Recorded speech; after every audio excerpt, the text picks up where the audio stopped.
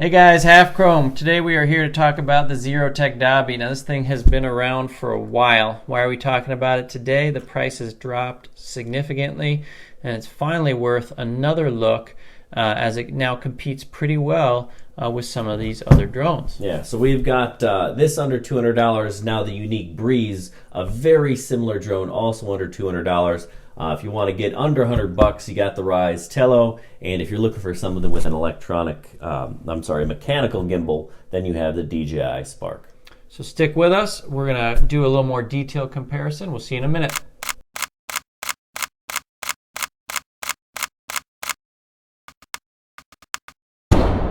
Okay, so let's talk about the gimbals first. The DJI Spark is the only one with a mechanical gimbal, and that makes it really the best by a pretty decent margin. So it's a 2-axis gimbal. It's going to stabilize also electronically in the yaw direction, which is nice. The Breeze has a mechanical 1-axis gimbal, only up and down the pitch axis, and then does everything else electronically. The Dobby has a manual tilting function. Can't do that remotely. Right, which kind of stinks, but it does have electronic image stabilization, and the Tello, no gimbal at all, but it does do some stabilization. Let's, what do you know about the cameras, Chris? These two guys actually are the only two that will record in 4K. However, that's going to be a very jittery image. It's using the full sensor. There's no cropping, so you get the full field of view of these cameras. But they're going to be very shaky. If the drone is leaning into the wind like that, the whole video is going to be leaning. If the drone's shaking around, the video is going to be doing that. In order to stabilize all three of these here, from the Tello to the Breeze, they're doing digital image stabilization. In our experience, that does affect quality significantly. The most famous drone for doing that is probably the Bebop from Parrot. Has a huge field of view camera, 20 megapixels or something like that, that it crops way down, and the image quality suffers as a result. But still pretty darn good cameras actually for their size and price point on all three of these guys. Can't hold up to this guy, the Spark at 1080. You're going to really be flying these guys at 1080 as well, probably, but with a more of a cropped image and complete electronic stabilization.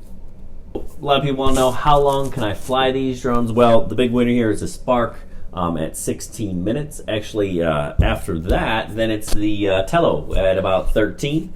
The Breeze will check in at about 11, and then the Dobby will clock in around 9 minutes. Yeah, the Tello is super impressive. There's normally this relationship, the bigger the drone, the longer the flight time. The battery on this guy is the latest and greatest, 3.8 volt. Pretty impressive it can pull that off.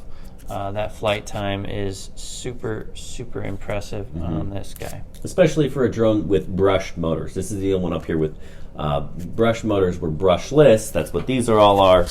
They tend to be a little bit more efficient. Yep, yeah, that is very surprising. The Dobby with the shortest flight time, but does have some really nice, easy-to-use functions, some good beginner modes. It does have a circle mode, which is GPS-based. We did test the circle or orbit mode on the Tello. Super impressive that it works without GPS. ZeroTech Dobby does have active track-like things like we see on the DJI products. They do face tracking or object tracking, which is another cool feature you don't see on any of these other drones except for the Spark. So really you can't go wrong with any of these. We tested all these. They do work well. We should tell you about a major limitation about the Dobby, however, is what phone you can fly on. It does not come with a remote. You do pair it to your smartphone, but it doesn't work on all of them in our experience. Yeah, we couldn't get it to work on the iPhone 8 or the Google Pixel, the latest, I think it's the Pixel 2. Yeah. Tested that and just doesn't connect. It connects to the Wi-Fi, but the app never recognizes that it's connected. We did have success on the iPhone 6 and the iPhone 7. Right. So make sure you do your homework first.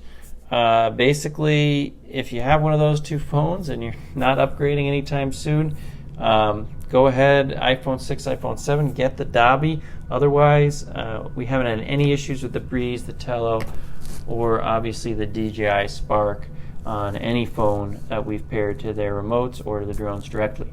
Correct. So let's talk about the size of these guys. Which is the most portable? The easy answer there is the Dobby, pulling through big time with its foldable design. It's really kind of the original selfie drone, right? It was, but I mean, if we're talking about portable drones, this is really where it's at. The Mavic Air is pretty awesome. It is bigger than the Dobby, of course, right? You can see it is heavier, but it's a heck of a drone. Of course, it's going to cost you about $800. Yeah, more than twice the flight time. Fully 3-axis gimbal. It's going to set you back a pretty penny. But in terms of portability, you're going to need a case for the Tello. You're going to need the case that comes with the Breeze. This does come with a case. Yeah, and this does too, the Spark as well. I mean, it's not heavy, but no, you know, you can't. This really will fit in your pocket, right? You can throw it and go. So the Spark, not folding drone. Unfortunately, neither is the Tello right now. Maybe the Spark 2. We'll see. But as for portability in these kind of selfie drone, beginner drone, under $200 category, the Dobby's going to win on portability. Every time. Okay, so if you're looking for something under $200, you want something that's portable with a good camera that also happens to be super stable, yeah, go with the Dobby. It's a nice drone. However, it does have limitations. We couldn't get it working on our Pixel or the iPhone 8, so you're going to have a compatible phone, so make sure you have that. So you want a selfie drone, something small. Go with the Dobby. Now, if you're looking for something a little more reliable, just as stable, with the 1-axis gimbal you can control remotely, do recommend the Breeze. The price has plummeted on this thing as well. Why? Because of competition like the Tello and the Spark. Prices come way down on these guys. Get this under $200 as well. This is probably a great pick if portability and the ability to fit in your pocket is not super important to you. Now, if you got $100, this really is the best drone you can buy for $100. It'll do a lot of what these things can do for half the price. Yeah, the Tello, very similar to the Parrot Mambo.